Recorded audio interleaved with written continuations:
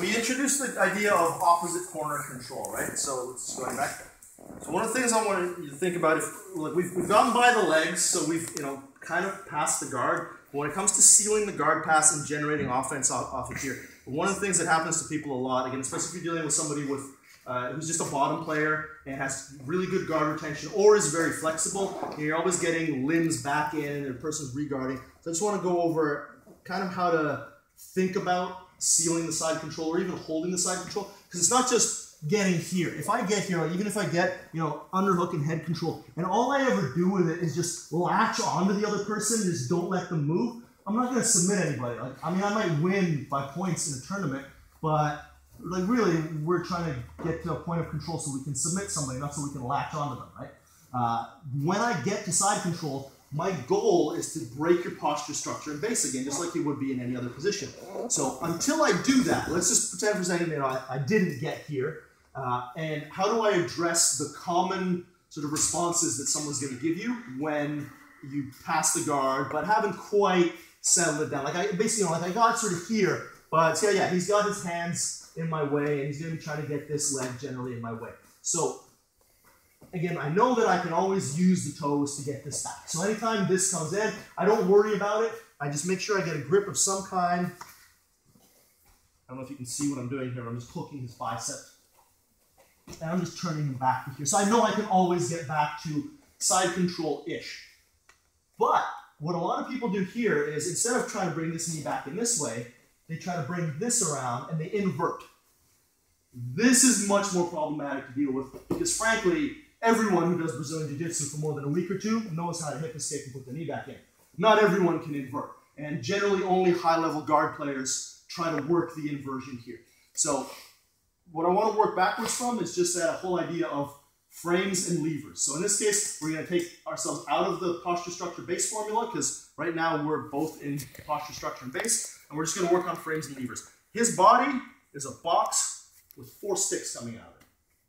If you control 2 of them, you're going to control the person pretty much entirely, especially if they're the opposite one. So I mentioned earlier opposite corner control. If we're here and he's looking to invert, no problem. I control that stick and I control that stick. I use my hand for this and I use my head for this. And now he's never going to reguard on me. Alternately, I'm just going to show you a bunch of different variations. Come back. I control this stick and I control this corner. So I control 2 corners on the same side. So he goes to hip escape. I'm like, I don't think so. I'm going to move to my kimura, to my arm bar, that kind of thing. He gets his underhook on me. I push his head down. I control these 2 sticks.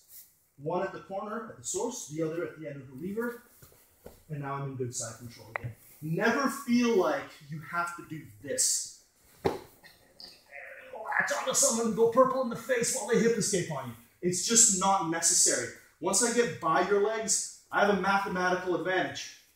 Right? I have gotten by your legs, so about, I'd say 60 to 70% of the strength in your body is right here. I'm not dealing with that just yet.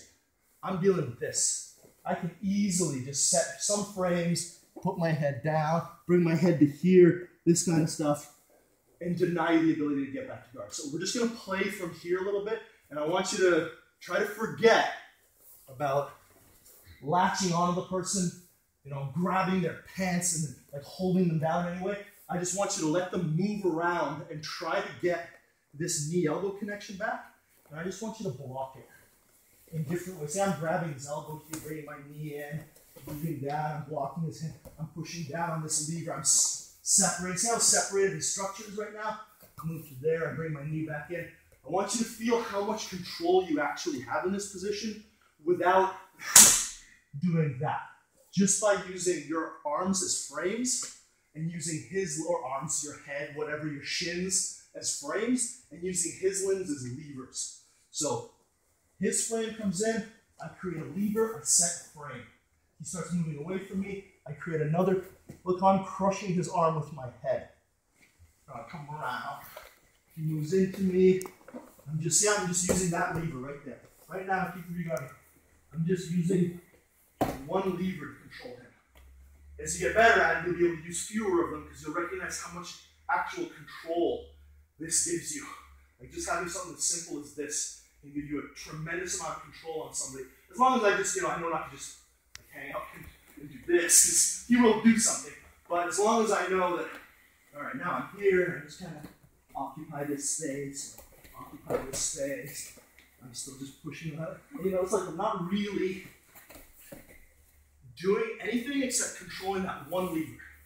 So just play around. The other person on the bottom is just going to constantly go back, try to get the knee in, try to pop your knees up, go to the other side, try to reguard, and top person just block the levers. Use your head a little bit to pin the shoulder or the hip. Push down, push away. This is a concept, it's not a technique, so don't worry about doing it wrong. Unless you do it wrong, in which case I'll yell at you. But don't worry about it, right? There's almost not, as long as you're using a frame and you're controlling levers, there's really not a wrong way to do it. There are better ways and worse ways. There's not going to be a wrong way. So just this sort of thing, head against the hip, head against the shoulder. Remember, we want opposite corner control. So I can put my head down on this shoulder, my hand on this hip, my hand on this leg, my hand on this elbow, my head on this shoulder. Just play with it and see what you can do.